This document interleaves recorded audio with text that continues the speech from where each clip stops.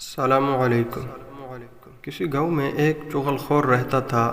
دوسروں کی چغلی کھانا اس کی عادت تھی اور وہ کوشش کے باوجود اس عادت کو نہ چھوڑ سکا تھا۔ اسی عادت کی وجہ سے اسے اپنی ملازمت سے بھی ہاتھ دھونا پڑے۔ کچھ دن وہ اپنی جمع پونجی پر گزر بسر کرتا رہا۔ پھر جب نوبت فاقوں تک آ گئی تو اس نے گاؤں کو چھوڑ کر کہیں اور قسمت آزما کرنے کا فیصلہ کیا۔ وہ تھوڑا سا ضروری سامان ساتھ لے کر سفر پر روانہ ہو گیا اور چلتے چلتے ایک اور گاؤں میں جا پہنچا۔ یہ گاؤں اس کے لیے نیا تھا اور اسے وہاں کوئی نہیں جانتا تھا۔ وہ ایک کسان کے پاس گیا اور اس سے ملازمت کی درخواست کی۔ کسان اکیلا تھا اور اسے ملازم کی ضرورت تھی۔ چغل خور اتفاق سے کھیتی باڑی کا سارا کام جانتا تھا، اس لیے کسان اسے اپنے پاس ملازم رکھنے کو تیار ہو گیا۔ کسان نے جب چغل خور سے تنخواہ کی بات کی تو اس نے کہا کہ آپ مجھے صرف روٹی کپڑا دے دینا اور یہ اجازت دے دیں کہ 6 ماہ بعد آپ کی صرف ایک چغلی کھا لیا کروں۔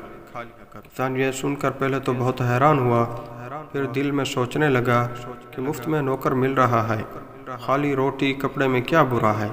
6 ماہ بعد ایک چغلی کھا لے گا تو میرا کیا بگاڑ لے گا؟ چنانچہ اس نے چغل خور کو ملازم رکھ لیا۔ 6 مہینے گزر گئے۔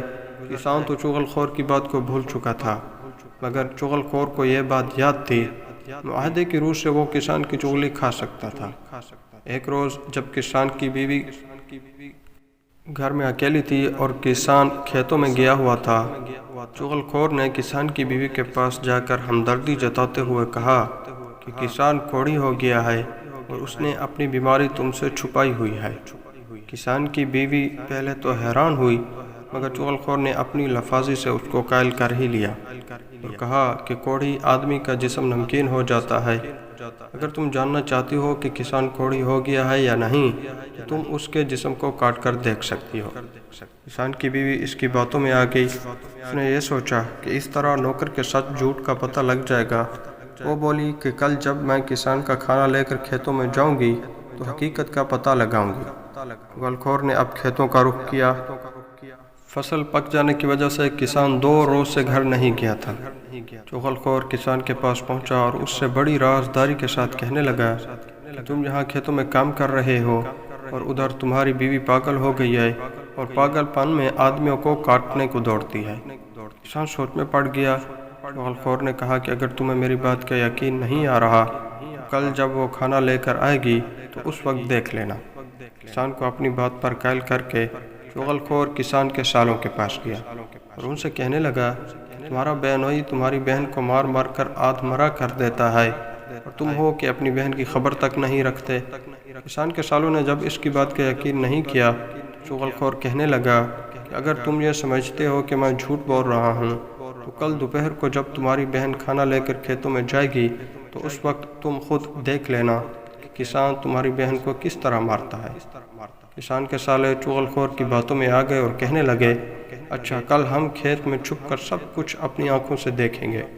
چغل خور ان سے رخصت ہو کر کسان کے بھائیوں کے پاس گیا اور ان سے کہنے لگا کہ تمہارے بھائی کے سالے ہر چوتھے روز آ کر اسے مارتے پیٹتے ہیں اور تم ہو کہ اپنے بھائی کی مدد کو نہیں آتے۔ انہوں نے چغل خور کی بات پر شک کیا تو وہ کہنے لگا کہ اگر تمہیں میری بات کا یقین نہیں آ رہا تو کل دوپہر کو کھیتوں میں آ کر اپنی آنکھوں سے دیکھ لینا کسان کے سالے اسے کیسے مارتے ہیں۔ کسان کے بھائی بھی اس کی باتوں میں آ گئے، ہم بھی دیکھتے ہیں کہ وہ ہمارے بھائی کو کیسے ہاتھ لگاتے ہیں۔ چغل خور ان سب سے یہ باتیں کر کے واپس آ گیا اور اپنے کام کاج میں اس طرح مصروف ہو گیا کہ کسی کو پتہ ہی نہیں چلا کہ وہ کہاں گیا تھا اور کہاں سے آیا ہے۔ اگلے روز کسان کی بیوی کھانا لے کر کھیتوں میں گئی۔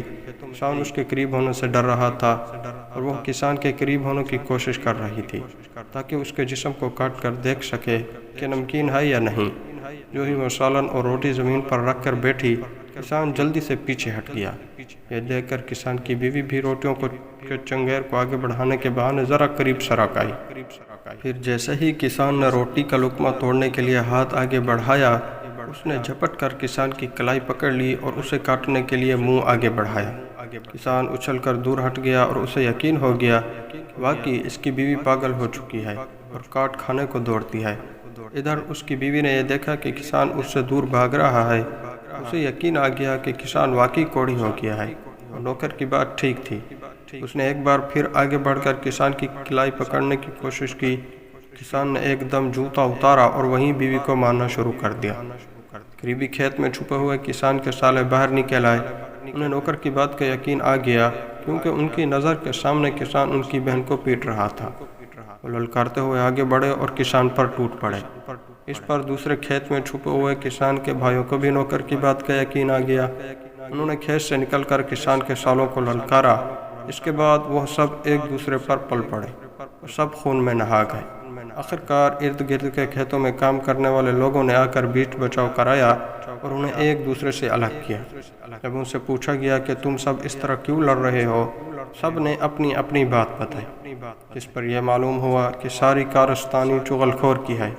وہ سارے مل کر چغل خور کی تلاش میں نکلے، لیکن چغل خور گاؤں چھوڑ کر جا چکا تھا۔ وہ دن اور آج کا دن چغل خور کا کہیں پتہ نہیں چل سکا۔ اگر دیکھا جائے تو ہمارے آس پاس بہت سے چغل خور موجود ہیں جو ہر ممکن طریقے سے دوسروں کو ورگلانے کی کوشش کرتے ہیں، اور ان لوگوں کی باتوں میں آ کر ہم اپنا ہی نقصان کر بیٹھتے ہیں۔